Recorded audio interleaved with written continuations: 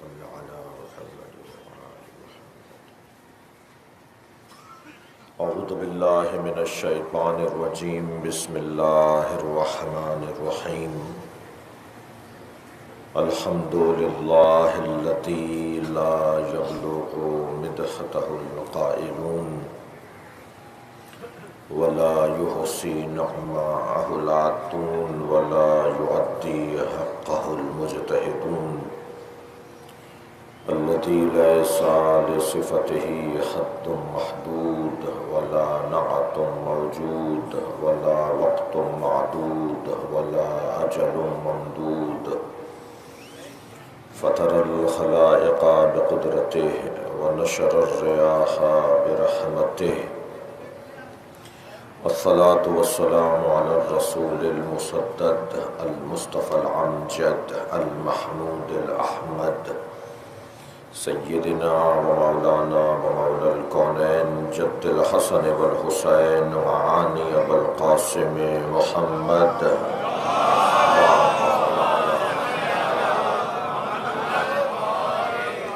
وآله الطيبين الطاهرين المعصومين الذين قال الله إنما يريد الله ليذهب عنكم الرجس أهل البيت ويطهركم تطهيرا.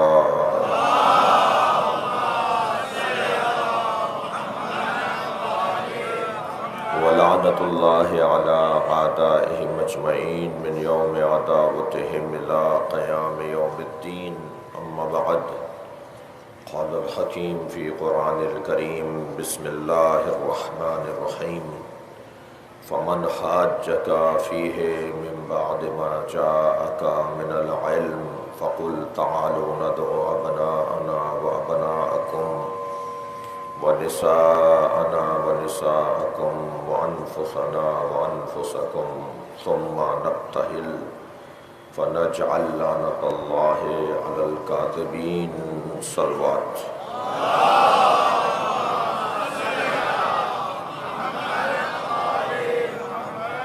سورہ مبارکہ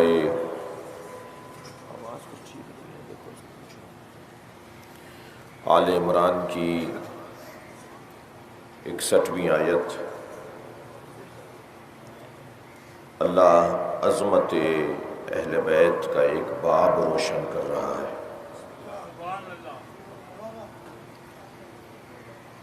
یوں تو قرآن مجید جس کے دل پر اترا ہے، جس گھر میں اترا ہے، انہی کی شان میں اترا ہے. خود مصطفیٰ سرکار کے قلب پر قرآن کا اترنا عظمت مصطفیٰ ہے،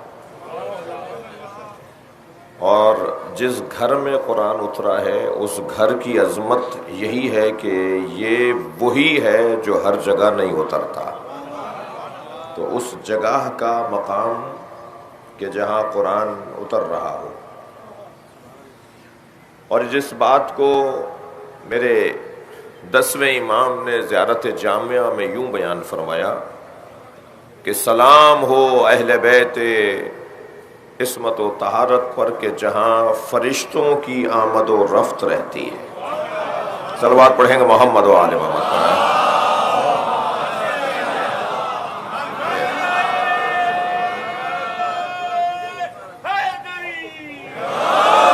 کسی چیز کے اترنے کی جگہ کو،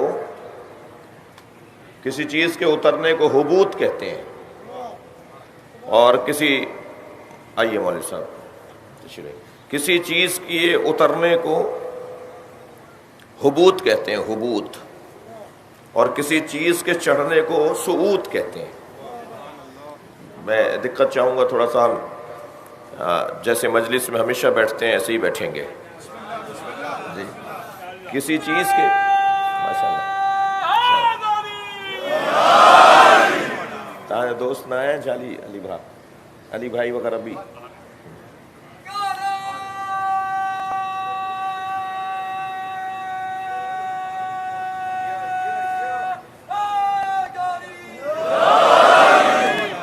ایک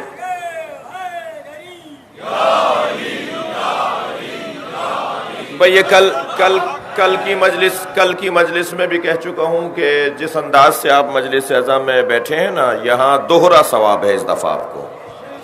ہر سال مجلس میں بیٹھنے کا ثواب علیحدہ ہے، اور اس موسم کی نامساعدگی کے باوجود پانی میں بیٹھنے کا ثواب دوہرا ہے.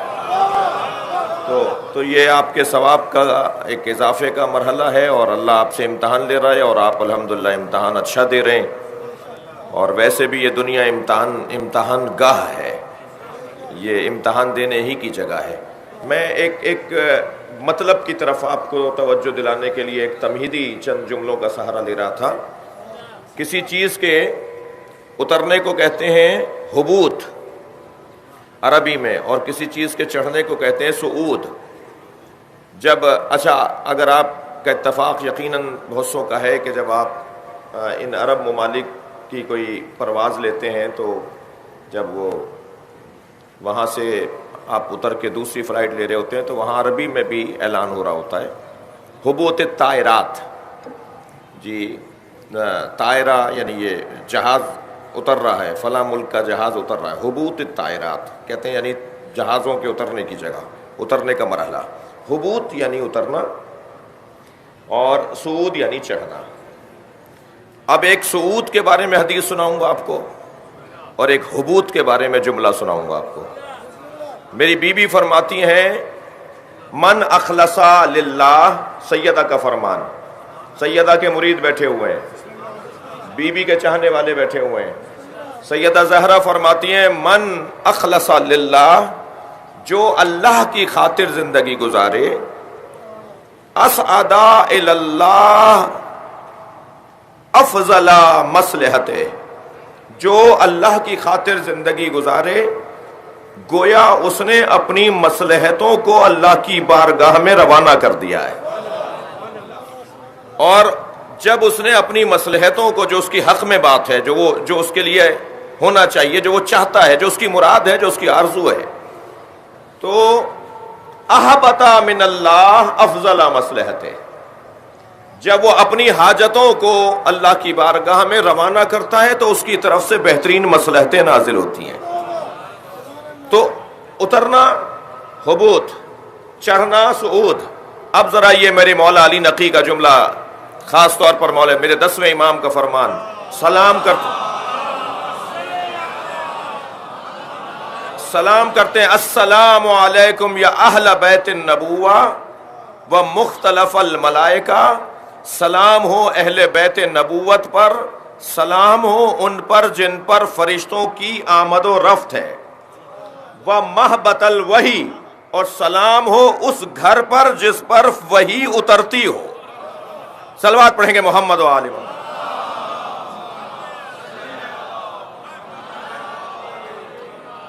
اور یہ ذہن میں رہے کہ ہر سواری ہر جگہ پر نہیں اترتی.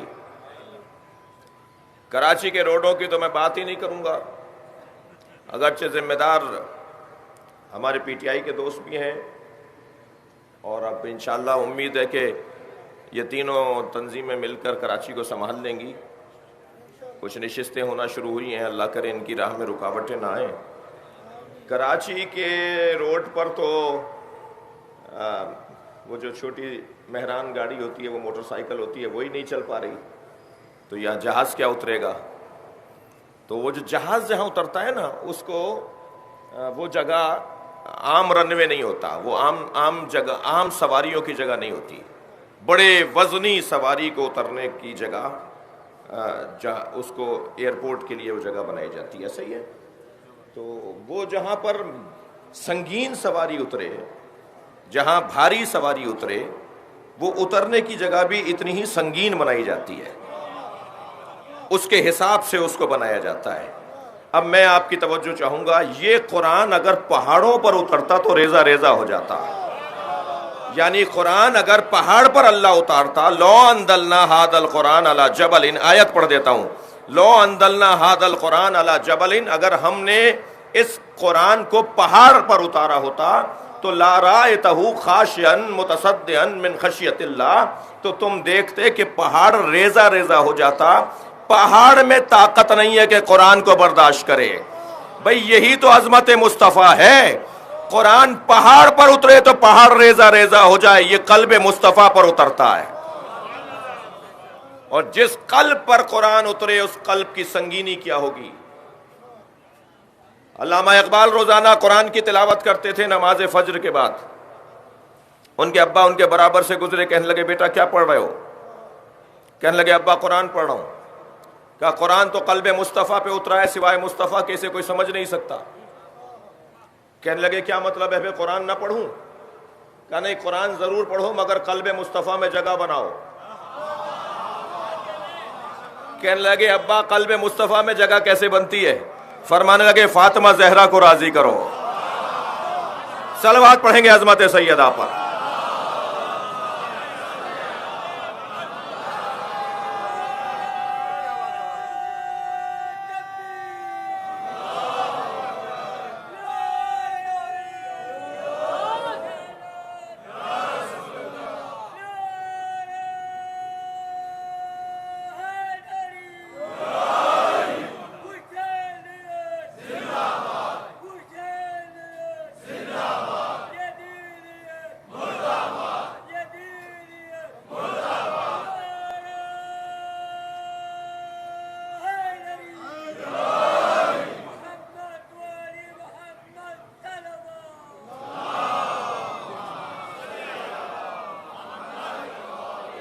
قرآن میں نے تمہید باندھی تھی آپ کو ایک منزل تک لے جانے کے لیے۔ قرآن معمولی کلام نہیں ہے، اس کی سنگینی کا اندازہ صحابہ کرام رضوان اللہ تعالی علیہم کی سیرت سے لگایا جا سکتا ہے۔ ابو ذر غفاری کے آنے پر مولا کائنات کھڑے ہو کر ان کا استقبال فرما رہے ہیں۔ ایک صحابی نے کہا یا علی، آپ ابو ذر کا احترام معمول سے ہٹ کر زیادہ احترام فرما رہے ہیں، معمولاً ایسا نہیں ہوتا۔ فرمایا ابو ذر قرآن کی 10 آیتوں کے فقیہ ہیں، جو قرآن کی 10 آیتوں کو سمجھ لے وہ ابو ذر بنتا ہے، جو پورا قرآن ہو اسے علی کہا جاتا ہے۔ یہ معمولی کلام نہیں ہے۔ بعض کلام تو ایسے ہیں کہ جنہیں اصحاب رسول فرمایا کرتے تھے کہ اس آیت نے، قرآن کی بعض آیات کہ اس آیت نے ہماری کمر توڑ دی، اس آیت نے میری نیندیں اڑا دی، اس آیت کے پڑھنے کے بعد میری یہ کیفیت ہو گئی۔ ایک صحابی سے پوچھا گیا چند دن پہلے آپ کے بال کالے تھے، آپ کے بال سفید ہو گئے۔ فرمایا قرآن کی اس آیت نے میرے بال سفید کر دیے۔ عزیزان گرامی، یہ معمولی کلام نہیں ہے، یہ قیامت تک کے لیے کلام ہے۔ اچھا، قرآن کے پاس وقت بہت کم ہے اور ہدایت کا نظام یہ بہت طویل ہے۔ 23 برس میں نازل ہوگا مگر قیامت تک کے لیے نازل ہوگا۔ تو قرآن مجید جتنا جامع کلام اللہ نے نازل کیا اتنا تصور میں نہیں لایا جا سکتا۔ سرکار 23 برس تک اللہ سے وحی لیتے رہے، مگر وحی صرف 23 برس کے لیے نہیں ہے، وحی کا سلسلہ قیامت تک رہے گا۔ کبھی غور فرمایا، یہ قیامت تک وحی کا سلسلہ رہے گا۔ یہ آیات تو نبی کی زندگی میں نازل ہونا شروع ہوئیں، مگر ان آیات کا تعلق نبی کی زندگی سے پہلے کا ہے۔ ان اللہ و ملائکتہ یصلون علی النبی، کتنی مرتبہ آپ نے اس آیت کو پڑھا ہے؟ کتنی مشہور آیت ہے، بچہ بچہ اس آیت کو یاد رکھتا ہے کیونکہ درود و سلام والی آیت ہے۔ اللہ اور ملائکہ نبی پر صلوات بھیجتے ہیں۔ اے صاحبان ایمان، تم بھی نبی پہ صلوات بھی بھیجو، سلام بھی بھیجو۔ سوال یہ ہے جو میں دقت چاہ رہا ہوں، سوال یہ ہے کہ اللہ نے یہ کیوں نہیں کہا کہ میں محمد پر صلوات بھیجتا ہوں، میں رسول پر صلوات بھیجتا ہوں؟ اس لیے کہ نبی ہونے سے بڑا اعزاز تو رسالت ہے، نبی ہونے سے بڑا اعزاز تو امامت ہے۔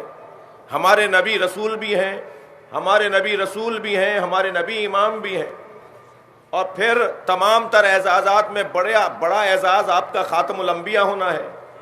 کیوں نہیں کہا اللہ نے کہ میں اپنے خاتم کے اوپر صلوات بھیجتا ہوں؟ کیوں کہا میں اپنے نبی پر صلوات بھیجتا ہوں؟ میں نے ایک جملہ کہا کہ یہ قیامت تک کے لیے کلام ہے۔ میں کہتا ہوں صرف قیامت تک کے لیے کلام نہیں ہے، قرآن ہمیں جہاں مستقبل کی طرف لے جاتا ہے وہاں قرآن ہمیں ماضی میں بھی لے جاتا ہے۔ وہ ماضی جو قرآن کے نازل ہونے سے پہلے کا ماضی ہے. یہ بھی ذہن میں رہے کہ جو قرآن آج ہمارے ہاتھ میں ہے یہ قرآن منزل ہے، یہ الفاظ میں ڈھلا ہوا، الفاظ کے سانچوں میں اترا ہوا کلام الہی ہے، اور لفظ کی محدودیت اہل ادب جانتے ہیں. میں جو کہنا چاہ رہا تھا میں نے ایک لفظ میں بول دیا جبکہ میرا مطلب اس لفظ سے زیادہ وسیع تھا. اہل ادب توجہ کریں. ہم اپنا مافی الضمیر جب بیان کر رہے ہوتے ہیں تو ضروری نہیں ہوتا کہ جو مافی الضمیر ہمارا ہے اس کے لیے ہمیں کوئی لفظ بھی مل جائے. اور بعض اوقات تو ہم اکتا کر الجھ کر کہتے ہیں کہ لفظ نہیں ہے میرے پاس کہنے کو. وہ کیوں کہتے ہیں کہ لفظ نہیں ہے ہمارے پاس کہنے کو؟ اس لیے کہ وہ بات بہت بڑی ہے، اس بات کے لیے لفظ خلق ہی نہیں ہوا ہے. لغت میں ہمیں وہ لفظ ہی نہیں مل رہا کہ جس لفظ میں ہم اپنے مافی الضمیر کو بیان کریں. اب اللہ کا کلام ہے، اللہ مطلق خالق ہے، اللہ مطلق رب ہے، اللہ مطلق جبار قہار ہے، رحیم ہے، غفار ہے، رحمان ہے. جو وجود ہی مطلق ہو اس کا کلام محدود کیسے ہو سکتا ہے؟ دقت چاہوں گا. اب اگر اللہ اپنے کلام کو الفاظ میں ڈھال رہا ہے تو یہ منزل کلام ہے. کتنی دفعہ سنا، کتنی دفعہ بولا آپ نے قرآن نازل ہوا، فلاں آیت فلاں جگہ نازل ہوئی، فلاں سورہ فلاں مرحلے پہ نازل ہوا. تو میں نے ابتدائی کلام میں آپ کو اس لفظ سے آشنا کر دیا تھا اپنے بچوں کو کہ نازل ہونا تو اترنے کو کہتے ہیں. کوئی چیز نازل ہو تو وہ اوپر سے نیچے آ رہی ہوتی ہے.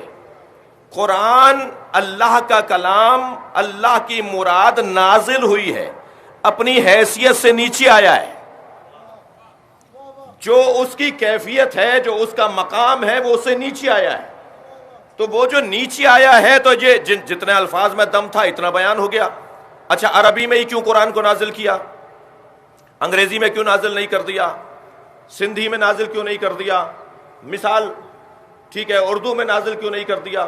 اللہ نے عربی میں اس لیے نازل کیا کہ عربی سے زیادہ وسیع زبان تھی ہی نہیں. کوئی اور زبان ہوتی اس سے زیادہ وسیع تو اس میں اتار دیتا. مسئلہ عربوں کے ساتھ تعاون کا نہیں تھا. صلوات پڑھے محمد و آل محمد.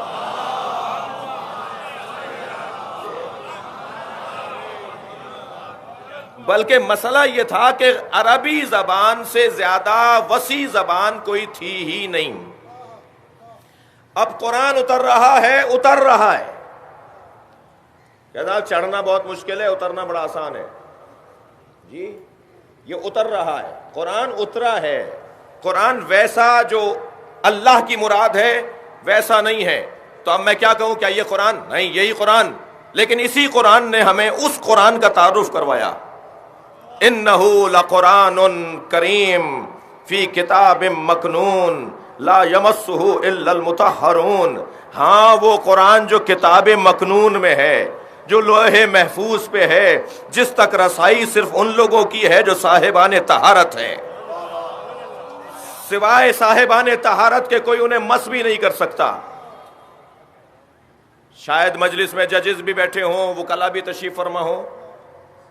کتنا ہوتا ہے عدالتوں کے اندر قرآن اٹھانے والے؟ کیا سارے وہ صاحبان طہارت ہیں؟ کیا قرآن کو بغیر وضو کے مس کرنا حرام ہے؟ تو کیا جو بغیر وضو کے مس کر لیتے ہیں قرآن انہیں جلا ڈالتا ہے؟ وہ مر جاتے ہیں فوراً قرآن کو بغیر وضو کے ہاتھ لگانے سے. کتنے ہی لوگ ہیں جو بغیر وضو کے قرآن کو ہاتھ لگا لیتے ہیں؟ توجہ چاہوں گا. تو لا یمسہ الا المطہرون سے مراد یہ مس سے جسمی نہیں ہے. دقت چاہوں گا. یہ ہاتھ لگانا، قرآن کو ہاتھ لگانا، یہ مس مراد نہیں ہے بلکہ مس سے ذہنی مراد ہے. قرآن کو کوئی سمجھ ہی نہیں سکتا سوائے صاحبان طہارت کے. اب جو وہ بتائیں اسے قرآن کی تفسیر سمجھو. لہذا وہ صاحبان طہارت کون ہیں؟ جن کی شان میں آیت تطہیر نازل ہوئی. صلوات پڑھیں گے عظمت محمد و آل محمد.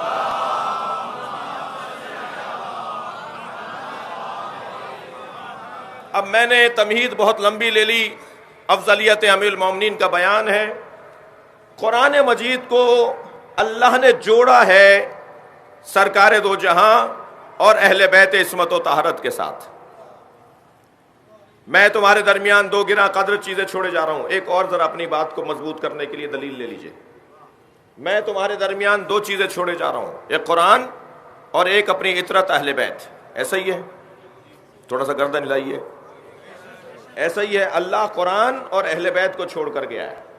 اب قرآن کی سورہ زخرف کی 24ویں آیت میں آپ کو سنانا چاہ رہا ہوں, اور وہ یہ ہے کہ قیامت کے دن قال الرسول, سرکار دو جہاں ایک شکوہ کریں گے, ایک شکایت کریں گے.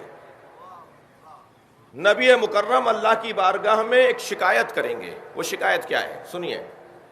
قال الرسول یا رب انا قومی اتخذوا ھذا القرآن مہجورا.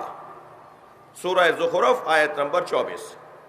قیامت میں رسول یہ فرمائیں گے, قال الرسول یا رب, کہیں گے رسول اللہ, اے میرے رب, انا قومی اتخذوا, میری اس قوم نے, میرے کلمہ پڑھنے والوں نے, مسلمانوں نے, اتخذوا ھذا القرآن, اس قرآن کو لے لیا مگر مہجور, اکیلا لیا, علی کے بغیر لیا. یہ قرآن پڑھتے ہیں مگر علی کے بغیر پڑھتے ہیں. مہجور کہتے ہیں کسی کی تنہائی کو. یہ جو میں آیت کی تفسیر کر رہا ہوں یہ کوئی میری عقیدت کا اظہار نہیں ہے, میں احادیث کی روشنی میں آپ کو یہ بتا رہا ہوں. مہجور سے مراد کیا ہے؟ قرآن تنہا لے لیا. میں نے انہیں کہا تھا قرآن اہل بیت کے ساتھ لینا, میں نے انہیں کہا تھا قرآن بغیر اہل بیت کے سمجھ میں نہیں آئے گا. میری امت نے قرآن کو تنہا لے لیا. یہ قاریان قرآن بھی بہت اچھے ہیں, یہ حافظان قرآن بھی بہت اچھے ہیں, مگر یہ علی کے چاہنے والے نہیں ہیں. اور جو علی کے بغیر اور اہل بیت کے بغیر قرآن کو لیں گے, نبی ان کی شکایت قیامت میں کریں گے. حدیث سن لیجئے سرکار کی, ربا قاری القرآن, کتنے ہی قاریان قرآن ہیں, والقرآن یلعنہ, اور قرآن انہی پہ لعنت کر رہا ہوتا ہے. صلوات پڑھیں گے محمد و آل محمد.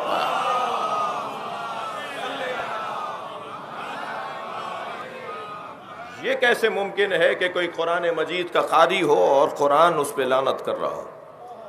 وہ وہی قاری قرآن ہے جو اہل بیت کے بغیر قرآن کو لیتے ہیں. عشق مولائیوں کا مجمع ہے, سنی شیعہ مجمع تشریف فرمائیں. اور اس موسم کی نامساعدگی کے باوجود میں شہر پورا دیکھتا آ رہا ہوں, آپ سب دیکھتے ہوئے آ رہے ہیں. جس تکلیف میں آپ پہنچے ہیں اسے مقدر جانی ہے, اسے اللہ کی مصلحت جانی ہے. میں تو کہتا ہوں یہ بھی پروردگار عالم نے حسینیوں پر ایک احسان کیا ہے کہ اب اگر خدا نخواستہ ایام ازا کے بعد کوئی کورونا کے اوپر بحث ہوئی تو یہ بحث نہیں ہوگی کہ شیعوں نے پھیلا دیا. صلوات پڑھیں ذرا محمد و آل محمد.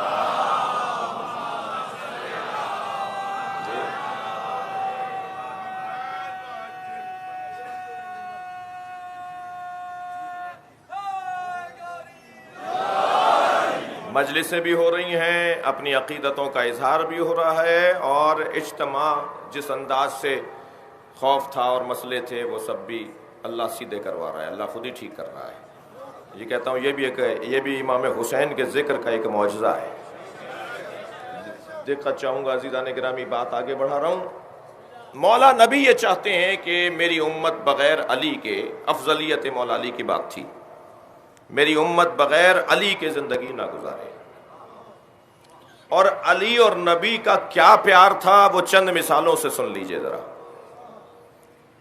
پہلی بات تو میں یہ کروں گا کہ کیا ضرورت آ رہی ہے ہر مجلس میں, ہر عشرے میں, ہر جگہ مولا علی ہی کی بات ہو, مولا علی ہی کے بارے میں گفتگو ہو. بعض لوگوں کو تو ذرا کچھ مشکل بھی ہو جاتی ہے کہ ان کو کوئی اور مضمون ملتا ہی نہیں ہے, سوائے علی کی بات کے ان کے پاس کوئی بات ہی نہیں ہے. ایک صاحب تو کہنے لگے کہ جی آپ جو فضائل پڑھتے ہیں وہ اتفاق ہو گیا تھا. کہنے لگے جی خیبر فتح کی علی نے, اتفاق ہوا علی کے ہاتھوں فتح ہو گیا. ہم نے کہا جی خانہ کعبہ میں مولا علی کی ولادت ہوئی, کہنے لگے اتفاق ہو گیا. ہم نے کہا جی جنگ احد میں مولا کائنات فاتح رہے، کہنے لگے اتفاقاً ہو گیا۔ ہم نے کہا جی جنگ بدر کے اندر مولا کائنات نے 80 لوگوں کو مارا اور جنگ کو فتح کیا، کہنے لگے اتفاق ہو گیا۔ ہم نے کہا مولا کی شان میں آئے تطہیر نازل ہوئی، کہنے لگے علی نہیں ہوتے تو کوئی اور ہوتا، اتفاق ہو گیا۔ بھائی جو فضیلت ہم نے بیان کی، کہنے لگے اتفاق ہو گیا، اتفاق ہو گیا۔ تو پھر میں نے کہا پھر آپ بھی علی پر اتفاق کر لیجئے۔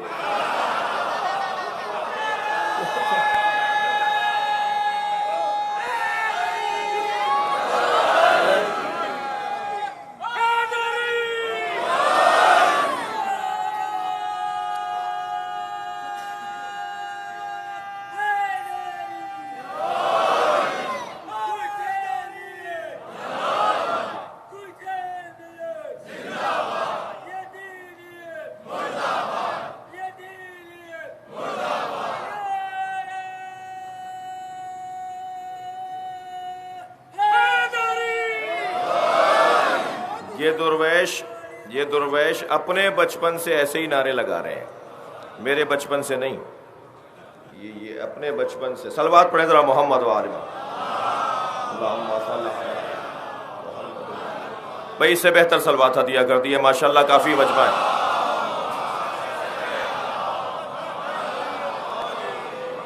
نبی یہ چاہتے ہیں کہ مولا علی کا ذکر ہو۔ میں تین دلیلیں دے کر جلدی جلدی اپنے مطلب کو ایک منزل دوں گا۔ پہلی بات تو کیوں ہر بار ہر دفعہ ہر مجلس بے عنوان علی ہی ہو، اس کا ایک سبب یہ ہے کہ جب تک ذکر علی نہیں ہوگا، محبت علی نہیں ہوگی، اور جب تک محبت نہیں ہوگی عشق علی نہیں ہوگا، اور جب تک عشق علی نہیں ہوگا مقصد کی خاطر قربانی دینے کا جذبہ نہیں ہوگا۔ مقصد کو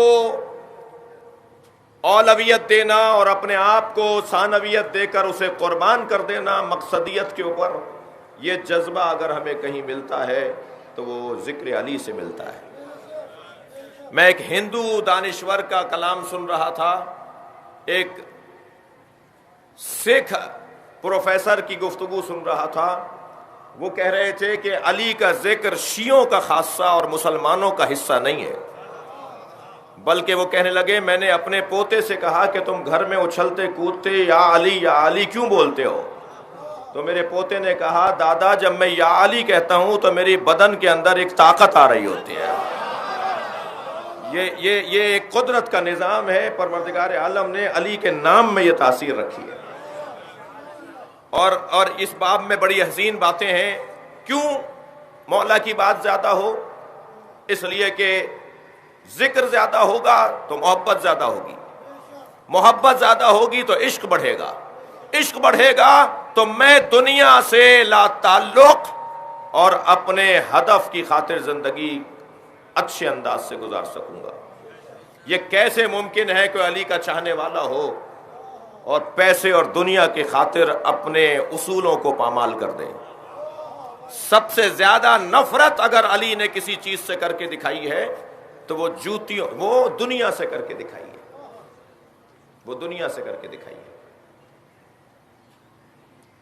حالانکہ اس دنیا کا یہ مطلب نہیں ہے کہ میں اچھی گاڑی میں نہ بیٹھوں، دنیا سے نفرت کا ہرگز یہ مطلب نہیں ہے کہ میں اچھے مکان میں نہ رہوں۔ نہیں، اچھی گاڑی میں بیٹھو، اللہ نے تمہیں دولت دی ہے تو 2 کروڑ کی گاڑی میں بیٹھو، مگر پیدل چلنے والے کو جانور نہ سمجھو۔ جی، اونچے مکان میں رہو، مہنگے مکان میں رہو، مگر جھونپڑیوں میں رہنے والوں کو انسان سمجھو۔ یہ ہے دنیا سے نفرت اور دنیا سے لا تعلقی۔ ممکن ہے مفتی خادم حسین صاحب پاکستان بر صغیر کا بہت بڑا نام، ان کے پوتے بیٹھے ہوئے ہیں، بہت بڑا نام علماء پاکستان کے اندر۔ دنیا سے نفرت کا ہرگز یہ مطلب نہیں ہے کہ ہم دنیا کی، اللہ نے دنیا مومن کے لیے بنائی ہے بھائی۔ بس یہی جملہ اگر میں مکمل کر دوں، اللہ نے دنیا مومن کے لیے بنائی ہے، مومن کو دنیا کے لیے نہیں بنایا ہے۔ اس وقت مجلس میں آپ سب جوتیاں اتار کے بیٹھے ہیں نا، جملہ محسوس کریں گے، کوئی جوتیاں پہنے میں نہیں بیٹھا ہوا، اگرچہ فرش گیلا ہو چکا ہے، یہ سامنے والے بھائی تو پانی میں بیٹھے ہوئے ہیں، آپ سب جوتیاں اتار کر آئیں، مسجد میں جوتیاں اتار کے جاتے ہیں، امام بارگاہ میں جوتیاں اتار کے جاتے ہیں۔ علی نے جوتیوں کا نام رکھا ہے دنیا، جتنا ذلیل علی نے دنیا کو کیا ہے، اور فرماتے ہیں میں نے جتنا اس کو لات مارا ہے اتنی ہی یہ میری لاتوں سے لپٹی رہی، میرے پیروں سے لپٹی رہی۔ میں ان بچوں اور جوانوں سے ایک گزارش کر رہا ہوں، ایک مرتبہ پیسہ آپ کے پاس آئے اسے نظر انداز کر کے ذرا مشق کرو، نظر انداز کرنے کی مشق کرو۔ 1,00,000 روپے آ گیا، بات حلال پیسے کی کر رہا ہوں، حرام پیسے کی تو بات ہی نہیں ہو رہی جی، حلال پیسہ آ گیا اسے ایک مرتبہ نظر انداز کر کے دکھاؤ۔ دوبارہ 1,00,000 روپے، 1.5 لاکھ، 4 لاکھ، ایک 50,000 کی رقم آئی، علی کے چاہنے والے جوانوں سے بات کر رہا ہوں، دوبارہ ایک 50,000 کی رقم آئی، اسے اگنور کرو، نظر انداز کرو، کو مجھے نہیں چاہیے، حلال پیسہ بھی ہو کو نہیں چاہیے۔ آپ 2-3 مرتبہ پیسے کو نظر انداز کریں، ہاتھ ہی نہیں لگائیں۔ میں ایسے عارفوں کی خدمت میں بھی جا کر جوتیاں سیدھی کرنے کی کوشش کرتا رہا ہوں، اب بھی کبھی جاتا ہوں ایران، عراق، شام، لبنان، بحرین، تو ایسے عرفا موجود ہیں جن کو صرف دیکھنے کے لیے جاتا ہوں۔ پاکستان میں بھی 1-2 لوگ ہیں۔ میں ایک عارف کی خدمت میں گیا، ان کے پاس لوگ طالب علم اپنا ماہانہ وظیفہ لینے آ رہے تھے، تو وہ چھوٹی سی چمٹا انہوں نے رکھا ہوا تھا، شاہ صاحب چمٹی کہہ لیجیے آپ، وہ نوٹ کو چمٹے سے اٹھا کر علیحدہ رکھتے تھے۔ میں نے کہا حضور اس کا فلسفہ کیا ہے؟ کہنے لگے کتنے نفس پرستوں نے اس کو ہاتھ لگایا ہوگا۔ میں ان نوٹوں کو ہاتھ لگاؤں؟ صلوات پڑھے ذرا محمد و آل محمد۔ ممبر ہے اس لیے میں اس سے زیادہ مثال نہیں دے سکتا۔ کتنی ہی چیزیں ہوتی ہیں جنہیں کس کس نے استعمال کیا ہوا ہوتا ہے۔ صلوات پڑھے ذرا محمد و آل محمد۔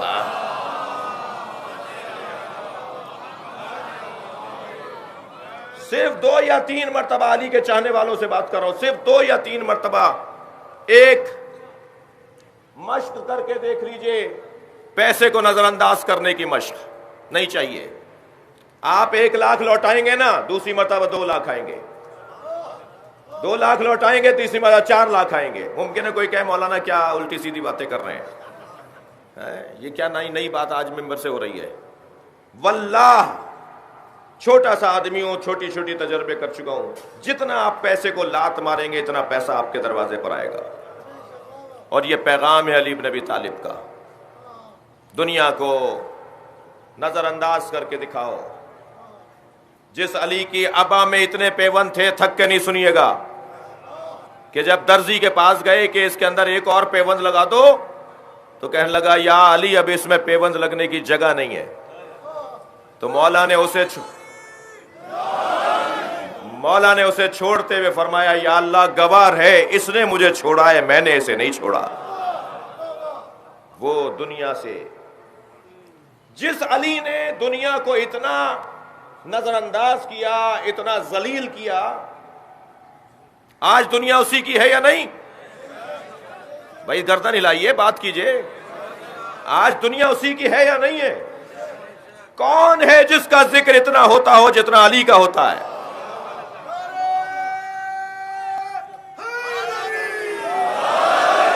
ساری دنیا فخر کرتی ہے علی ابن ابی طالب کے اوپر بات کرنے پر۔ آسٹریلیا میں اخلاقیات پر مشتمل ایک مکمل علیحدہ لائبریری ہے، اخلاقی کتابوں پر مشتمل۔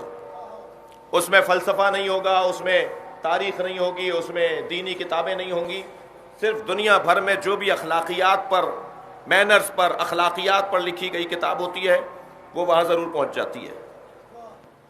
اس لائبریری کے اندر ایک درمیانہ ہال ہے، جس سے پھر دائیں چلے جائیں تو ایک بڑا ہال جس میں کتابیں رکھی ہیں، بائیں چلے جائیں، آگے چلے جائیں، ایک بیچ کا حصہ جو مشترکہ گزرگاہ، اس کے اندر ایک شیشے کے باکس میں کھلی ہوئی کتاب رکھی ہے۔ دقت ہے آپ کی؟ ایک کھلی ہوئی کتاب رکھی ہوئی ہے اور شیشے کے باکس میں رکھی ہوئی ہے۔ میرے استاد بیان کرنے لگے کہ میں اس لائبریری میں کبھی اس ہال میں گیا، کبھی اس ہال میں گیا، مگر آتے جاتے اس کتاب کو دیکھتا رہا کہ کوئی کتاب ہے جو رکھی ہے۔ آخر کہنے لگے میں مجبور ہو گیا کہ پوچھو تو صحیح کہ ساری کتابوں میں یہ معتبر ترین کتاب کون سی ہے؟ بھائی تھک کر نہیں سنیں گے، تو میں نے آخر وہ جو ہمیں لائبریرین وزٹ کرا رہے تھے ان سے پوچھا کہ کتابیں تو آپ کے ہاں ہزاروں ہیں مگر اسے علیحدہ کیوں رکھا ہوا ہے؟ کہنے لگا ہماری لائبریری میں اس سے اونچی کتاب نہیں ہے. تو میں نے ان سے پوچھا کہ یہ کتاب ہے کون سی؟ کہنے لگے علی کی کتاب نہج البلاغہ.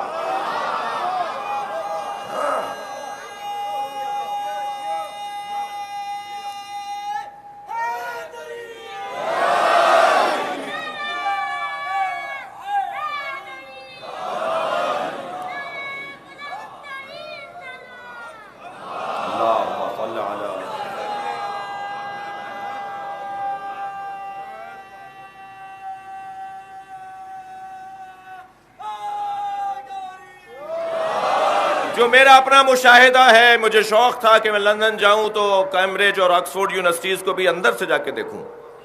طالب علم حضرت علامہ عقیل الغروی حفظہ اللہ نے عارضی طالب علمی کا ہمارا کارڈ بنوایا. 1 مہینے کا وہ عارضی کارڈ تھا جو ایک خاص تحقیق کرنے والے طالب علموں کے لیے بنوایا جاتا ہے. تو میں کیمبرج یونیورسٹی میں گیا تو جو اسلامیات کا شعبہ تھا اس میں ہمارا جانا ہوا. پھر اسلامیات کی لائبریری میں جانا ہوا.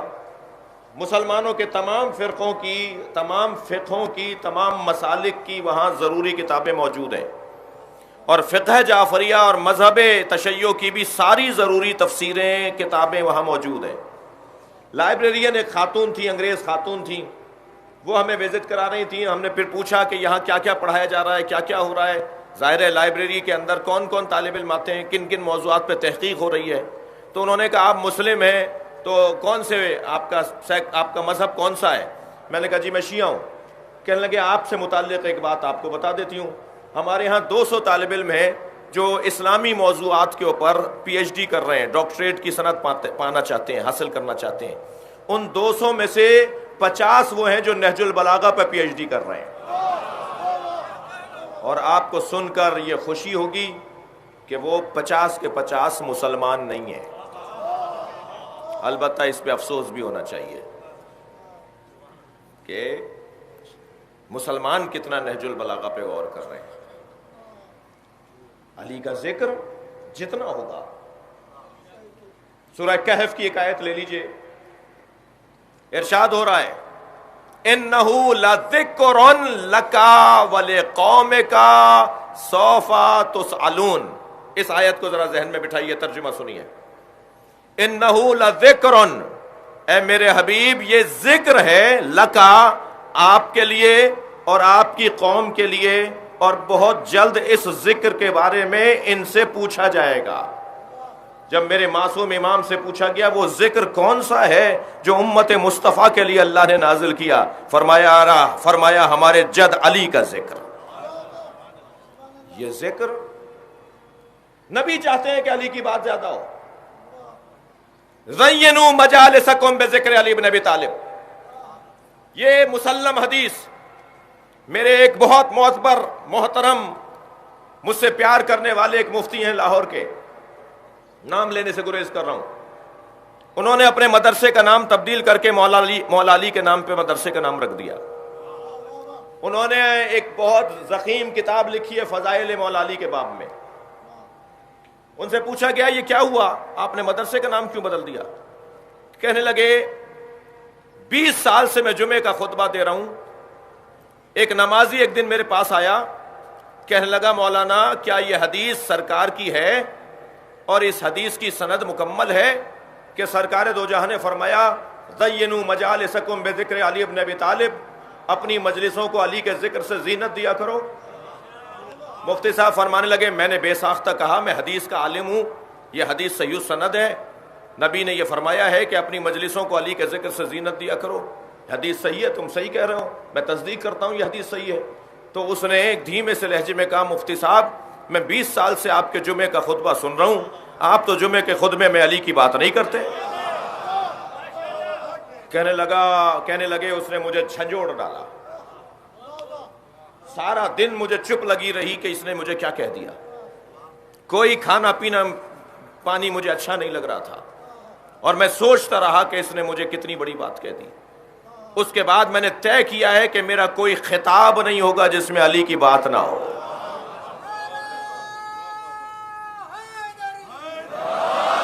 اور پھر میں نے علی کے فضائل میں یہ کتاب لکھی اور اپنے مدرسے کا نام بھی تبدیل کر دیا۔ اب میرا سوال اپنے محترم مجمع سے یہ ہے کہ جب قیامت تک نبی یہ چاہتے ہیں کہ اپنی مجلسوں میں علی کی بات کیا کرو، تو اتنی بات تو ہوگی جو کبھی کم نہ ہو۔ علی نے اتنی باتیں تو کی ہوں گی نا، اتنا پیغام تو ہوگا نا علی کے بارے میں۔ صلوات پڑھے محمد و آل محمد پر۔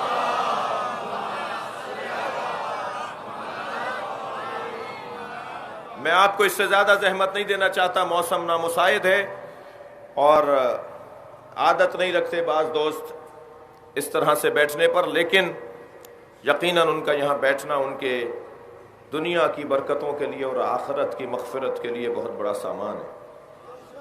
ایک سبب، تھوڑی سی تسلی دیجئے، 5 منٹ فضائل اور پڑھ لوں۔ ایک سبب مولا علی کی بات کرنے کا یہ ہے کہ علی کی جتنی بات کی جائے گی اتنا ہی علی ابن ابی طالب کی محبت میں اضافہ ہوگا، عشق علی میں اضافہ ہوگا، اور علی کے مریدوں میں اور علی کے پیروکاروں میں اضافہ ہوگا۔ دوسرا سبب کیا ہے وہ سن لیجئے۔ دوسرا سبب یہ ہے کہ ہم ہیں امام مہدی کے زمانے کے لوگ۔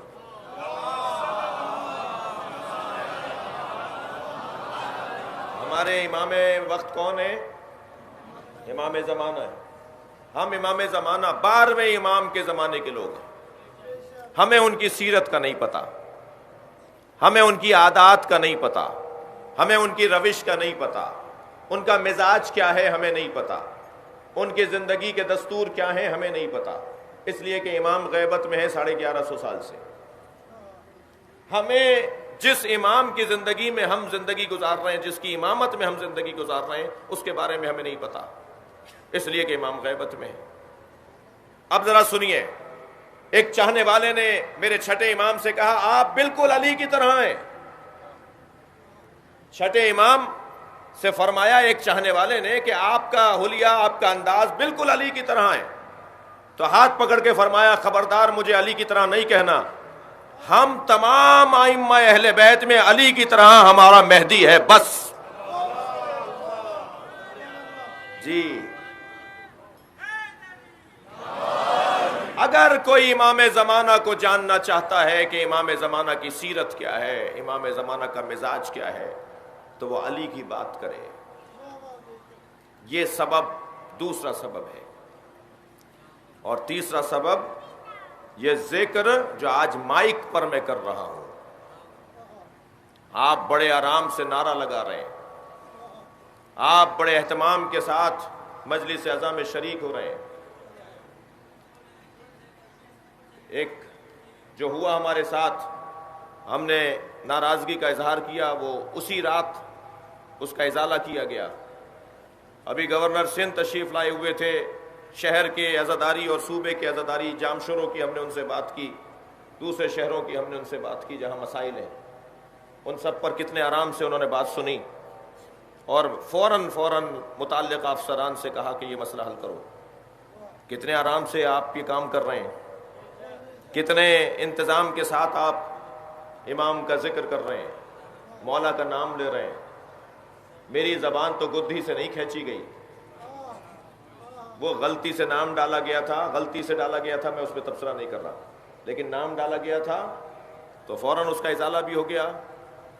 ایسا ہی ہے،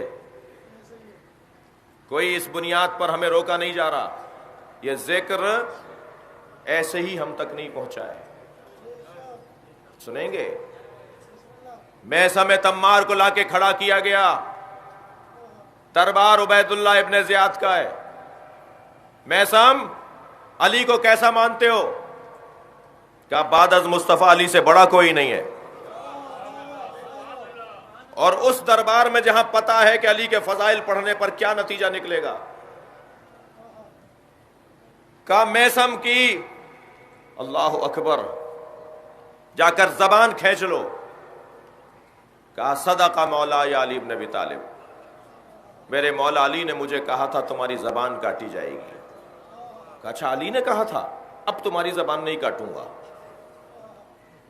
سنیے گا ذرا روایت، میثم تمار کتنا بڑا نام، جیسے ہی کہا نا عبید اللہ نے ان کی زبان کاٹو، مولا کے فضائل پڑھ رہے ہیں دربار میں، تو میں سب نے کہا صدقہ مولا، میرے مولا نے تو سچ کہا تھا، میری تو زبان کٹے گی، میں تو انتظار میں تھا کہ کب مولا کا قول سچ ہوتا ہوا دیکھوں۔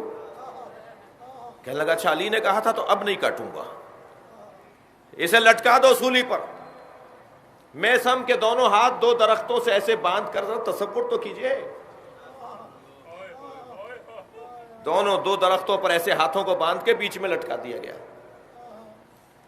سارا کوفہ میسم کو لٹکا ہوا دیکھنے کے لیے آنے لگا۔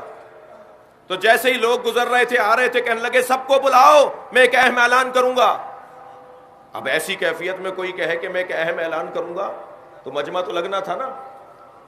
اتنا بڑا مجمع، پورا شہر کوفہ میسم کے قریب آ کے کھڑا ہو گیا اور کہنے لگے سنو، علی اسے کہتے ہیں جو بستر مصطفیٰ پہ سویا تو نبی کی جان بچی۔ آپ یقین جانیے، روایت کہتی ہے سارے دن میسم تمار اسی حالت میں علی کے فضائل پڑھتے رہے۔ یہ خبر پہنچی عبید اللہ ابن زیاد تک، اس وقت وہ شراب پی چکا تھا، اس کی حالت اچھی نہیں تھی۔ کسی نے کہا یہ ہو رہا ہے، پورا شہر لوٹ جائے گا، یہ سارا شہر تیرے دربار کو آ کے الٹ دے گا۔ کہنے لگا زبان کاٹو، اور جیسے ہی زبان چھری سے کاٹی جا رہی تھی، میسم نے کہا مجھے مولا علی کا نعرہ لگانے دو، اور علی علی کہہ کر میسم کی زبان کاٹی گئی۔ یہ ایسے ہی نہیں پہنچا ہے۔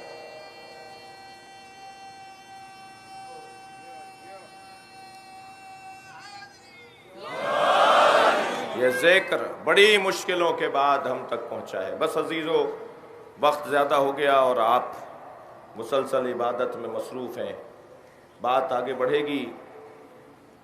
یہ ذکر بڑی مشکلوں سے ہم تک پہنچا ہے۔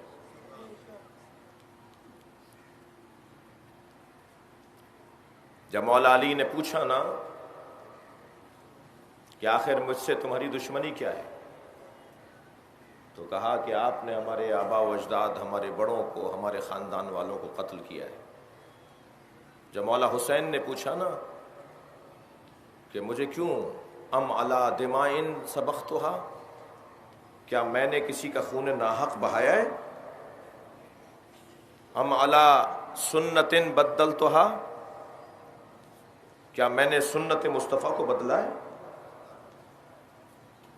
ام علی شریعت غیرتھا، کیا میں نے شریعت مصطفیٰ کو بدل دیا؟ مجھے بتاؤ کیوں مارنے آئے ہو کربلا میں مجھے؟ تو یزیدی سپاہی گھوڑے پہ کھڑا ہو گیا، گھوڑے کی پشت پہ کھڑا ہو گیا، اور امام کو آواز دے کر کہا بغضاً لابیک، تمہارے بابا سے بغض کی وجہ سے تمہیں مارنے آئے۔ کربلا میں حسین کو مارنے والے دو طرح کے لوگ تھے، دو بیماریوں میں مبتلا لوگ تھے حسین کے قاتل۔ ایک حب دنیا کے بیمار، پیسہ چاہیے تھا، رے کی گورنری چاہیے تھی۔ عمر ابن سعد ابن ابی وقاص سے جب مولا حسین نے جو پروجیکٹ ڈائریکٹر ہے کربلا کا، حسین کو مارنے کا سب سے بڑا ذمہ دار یزید کی طرف سے، امام نے پوچھا اس سے کہ تمہیں کیا کہا ہے؟ یزید نے کہا مجھے رے کی گورنری ملے گی، گورنر بنایا جاؤں گا میں رے کا آپ کو مار کر۔ امام نے فرمایا وہ بہت شاطر ہے، وہ تمہیں رے کے جو کے دانے بھی کھانے نہیں دے گا، تم مجھے مار کر، اس نے تمہیں بھیجا ہے کہ تم مجھے مار دو، اس کے بدلے میں گورنر بنائے گا، وہ تمہیں جو کے دانے بھی نہیں دے گا۔ اور ایسا ہی ہوا، اسے کچھ بھی نہیں ملا بعد میں۔ دنیا کی خاطر حسین کو مارنے آئے، حب دنیا کے بیمار حسین کے قاتل، اور بغض علی کے بیمار حسین کے قاتل۔ شام والے بغض علی کی بیماری میں مبتلا تھے، کوفے والے حب دنیا کی بیماری میں مبتلا تھے۔ کربلا دو بیماروں کا جرم ہے۔ ہم بغض علی کے بیمار تو انشاءاللہ نہیں ہوں گے، اس لیے کہ ہمارا خون سالم ہے، ہماری ماؤں نے ہمیں دودھ پلایا ہے صلواتیں پڑھ پڑھ کر، درود پڑھ پڑھ کر ہماری ماؤں نے دودھ پلایا ہے۔ ہماری ماں اس وقت شکم میں جب ہم ان کے تھے تو اس وقت بھی مجلس میں ہمیں لے جاتی تھیں، ہم دنیا میں آنے سے پہلے کہ حسینی ہیں۔ مگر حب دنیا کی بیماری منڈلا رہی ہے. حب دنیا کی بیماری خطرناک بیماری ہے، یہ کوئی بڑا کارنامہ کر سکتی ہے. لہذا فرش ازا پر بیٹھنے والے احباب ایک عہد کر کے اٹھیں حسین ابن علی سے کہ ہم دنیا کی خاطر اصولوں کو پامال نہیں کریں گے. دنیا کی خاطر، پیسے کی خاطر، اقدار، تہذیب، بھائی سے بھائی پیسے کی خاطر نہیں لڑے گا. جھوٹ، دھوکہ، غیبت پیسے کی خاطر نہیں ہوگی. چلیے پھر کربلا والوں سے عہد کریں. آج 5 محرم ہے. مجلس میں میری بہنیں بھی بیٹھی ہوئی ہیں. ایک بڑی تعداد خواتین کی ٹینٹ کے اس کی طرف بیٹھی ہے. چھوٹے چھوٹے بچے بھی لے کر آئی ہیں. مجھے بھی یہ بچے، بعض تو بہت ہی گود کے بچے ہیں جو آپ کے ساتھ ہیں، لے کے آئیے، انہیں لے کر آئیے. یہ جب مجلس میں آپ کے ساتھ آ کے بیٹھیں گے نا تو ان کی تربیت ہوگی کہ مجلس تو ہوگی چاہے کچھ بھی حالات ہو. تربیت ہے ان کی. میں جو بہنیں مجلس میں بیٹھی ہیں ان سے مخاطب ہوں. کربلا میں 9 مائیں ہیں جنہوں نے اپنے بچے قربان کیے ہیں، اور ایسی ایسی مائیں جن کا ذکر ایک خاص حوصلہ عطا کرتا ہے. ایک ماں تو ایسی ہے جس نے 4 بچے قربان کیے ہیں. 4 بیٹے تھے، چاروں قربان کر دیے، مگر اپنے بچوں کے لاشیں نہیں دیکھے. روزانہ جنت البقیع جاتی ہیں، اپنی انگشت شہادت سے 4 قبروں کے نشان بناتی ہیں، اور پھر مرثیہ پڑھتی ہیں لا تدعونی ام البنین، مجھے ام البنین نہ کہا کرو. ام البنین تو بیٹوں کی ماں کو کہا جاتا ہے. وہ میرے بیٹے کہاں رہ گئے جن کی میں ماں ہوں. اجر و کمال اللہ، اجر و کمال اللہ. جنہیں رونا آ رہا ہے اپنی آوازوں کو آزاد کریں گے. میں چند ماؤں کو سلام پیش کرنا چاہتا ہوں. عزاداروں، ان ماؤں میں ایک ماں وہ ہے جو شب عاشور 6 مہینے کے بچے کا جھولا جھلا رہے، اور جھولا جھلاتے ہوئے کہتی تھی علی اصغر تم تو گھٹنیوں بھی نہیں چل پاتے، تم اپنے بابا حسین پر کیسے جان قربان کرو گے. حسین مولا اس خیمے کے برابر سے گزرتے ہوئے جناب رباب کا یہ جملہ سن رہے تھے کہ امام کی آنکھوں میں آنسو آ گئے. فرمایا رباب تیرا بچہ تو گھٹنیوں بھی نہیں چلتا مگر شہیدوں میں سب سے آگے نظر آئے گا. لہذا کربلا کے میدان میں جو قربانی علی اصغر علیہ السلام کی ہے وہ کسی کی قربانی نہیں ہے. پھر ایک خیمے کے برابر سے گزرے تو ایک ماں اپنے بچے کو بٹھائے بات کر رہی تھی، اور وہ ماں بیوہ ہے اور ایک یتیم کو لیے بیٹھی ہے. بھائی میں اشارے کر رہا ہوں اور آپ کے ذہن جا رہے ہیں، میں تو صرف اشاروں میں بات کر رہا ہوں، آپ کا ذہن جا رہا ہے. وہ بیوہ امام حسن مجتبیٰ کی بیوہ ہے، اور وہ یتیم بچہ حضرت قاسم امام حسن کا یتیم بیٹا. اور وہ یہ کہہ رہی تھی اے میرے قاسم بیٹا، اگر کل قربانی میں کوتاہی کی تو لوگ کہیں گے کہ ماں غیر خاندان کی تھی، ماں سیدانی نہیں تھی، تربیت پہ فرق آ گیا. بیٹا مجھے شرمندہ نہ کر دینا، اپنے چچا پر اپنی جان قربان کر دینا. ایسے سجا رہی ہیں اپنے بچوں کو یہ مائیں. بہت گریہ کر لیا، سب کی آنکھوں میں آنسو آ گئے. اب ایک ماں کا حال اور سن لیجئے، اور وہ ماں ہے جو 2 بچوں کو دائیں بائیں لیے بیٹھی ہے. آج 5 محرم ہے نا، رونے آئے نا آپ حضرت اون محمد کو. 5 محرم کو ہم علی کے نواسوں کا ذکر کرتے ہیں. 5 محرم کو ہم علی کے بیٹوں، علی کی بیٹی کے بیٹوں کا ذکر کرتے ہیں. اون محمد کو دائیں بائیں لیے بیٹھی ہیں اور بات کر رہی ہیں زینب کبریٰ. اے اون محمد دیکھو کل روز عاشور کہیں تمہاری قربانی میں تم سے کوتاہی نہ ہو جائے.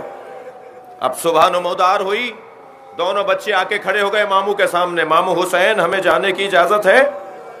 امام نے فرمایا تم واپس اپنے خیمے میں چلے جاؤ. کچھ دیر کے بعد پھر آئے امام نے فرمایا واپس خیمے میں چلے جاؤ، اجازت نہیں دے رہے، حسین جانتے ہیں کس کو کب بھیجنا ہے۔ یہ آ کر کہہ رہے ہیں ماموں ہمیں جانے کی اجازت ہے، سنیں گے زدارو؟ تو جیسے ہی دوسری مرتبہ حسین نے لوٹایا نا، فرمایا اماں کہتی ہیں اب خیمے میں نہ آنا۔ تو ماموں ہم کہاں جائیں؟ مڑ کر دیکھا تو زینب برابر میں کھڑی تھی۔ جناب زینب چند قدم آگے آئیں اور آ کر کہا بھائی حسین مجھے بس ایک سوال کا جواب دے دیجئے، کل قیامت میں ماں زہرا نے اگر مجھ سے پوچھا اے حسین اے زینب میرا حسین مارا جا رہا تھا اور تیرے بچے زندہ رہے، میں ماں زہرا کو کیا جواب دوں گی؟ دونوں شہزادوں کو تیار کیا، کم سن عمر ہے، زیادہ عمر کے نہیں ہیں بچے، گھوڑوں کے رکابوں تک پیر نہیں آ رہے بچوں کے، رکابیں کاٹی گئیں اور گھوڑوں پر بٹھایا گیا۔ مولا حسین نے بچوں کو تیار کر کے میدان کربلا روانہ کیا، گریہ کر لیا ایک منزل اور لے لیجئے۔ یہ دونوں شہزادے میدان کربلا میں، دونوں بھائی میدان کربلا میں جہاد کر رہے ہیں، اور جہاد کرتے کرتے بہت دور نکل گئے۔ تو کسی نے آ کر جو رونے آئے ہیں اس جملے کو محسوس کریں گے، کسی نے آ کر جناب زینب کو بتایا کہ اون و محمد نہر کے قریب چلے گئے ہیں، فرات کے قریب چلے گئے ہیں۔ تو جتنی مضطرب جناب زینب اب نظر آئیں اس سے پہلے نہیں تھی، فوراً آواز دے کر کہا اماں فضہ ذرا عباس کو بلاؤ۔ جناب عباس آئے کہ عباس گھوڑے پر بیٹھ کر میدان چلے جاؤ اور اون و محمد کو اتنی آواز لگا کر کہہ دو، یہ آواز لگا کر کہہ دو کہ یاد رہے حسین پیاسے ہیں، کہیں تم پانی کو دیکھ کر پانی نہ پی لو۔ اللہ اکبر۔ حضرت عباس گھوڑے پر بیٹھ کر روانہ ہوئے، آواز دی ہے اون و محمد تمہاری ماں پریشان ہے، خبردار پانی نہ پی لینا۔ دونوں شہزادوں نے وہیں سے آواز لگائی ماموں ہمیں یاد ہے ہمارے ماموں پیاسے ہیں۔ اور ایک ایسا وقت آیا دونوں شہزادے زخموں پر زخم لگتے رہے اور گھوڑوں پر ڈگمگانے لگے، اور دونوں بچے جب گرے ہیں تو سلام آخر کا ماموں حسین سلام۔ امام وہاں سے چلے، حضرت عباس وہاں سے چلے، حضرت علی اکبر وہاں سے چلے اور دونوں شہزادوں کے لاشوں پر پہنچے، میتیں اٹھا کر لائے۔ اور عزادارو عجیب منظر ہے، جب بھی کسی شہید کا لاشا آتا تھا نا، قاسم کا لاشا آیا، جناب عباس کا لاشا آیا، جب بھی کسی شہید کا لاشا آتا تھا متعلقہ بی بی ضرور آ کے کھڑی ہو جاتی تھی۔ یہ عجیب دو لاشیں ہیں کہ ان کی ماں نظر نہیں آ رہی۔ جب امام حسین نے پوچھا زینب کہاں ہے؟ اون و محمد کے لاشیں لے کر آئے ہیں، ابھی اون میں دم تھا، حضرت اون میں ابھی سانس باقی تھا اور جناب زینب نظر نہیں آ رہی تھی۔ امام نے فرمایا زینب بہن کہاں ہے؟ میں ان کے بچوں کے لاشیں لایا ہوں۔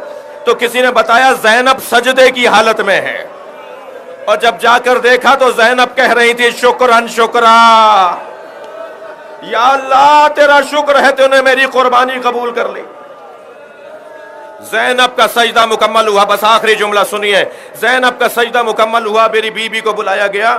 امام نے فرمایا ہے میری بہن ابھی اون میں دم ہے، یہ جب آنکھ کھولتا ہے تمہارا پوچھتا ہے، جب اسے ہوش آتا ہے پوچھتا ہے میری اماں کہاں ہے۔ جناب زینب آگے بڑھیں، بچے کے سر کو اپنی گود میں لے لیا، ماں کی گودی کی گرمی پا کر جناب اون نے آنکھیں کھول دیں، آنکھیں کھول کر ماں کے چہرے کی زیارت کی اور دو جملے کہے جس میں مجلس مکمل کر رہا ہوں۔ پہلا جملہ تو یہ کہا حل وفیت امی، اماں کیا ہم نے وفاداری کا حق ادا کر دیا؟ اماں آپ ہم سے راضی ہو گئی ہو؟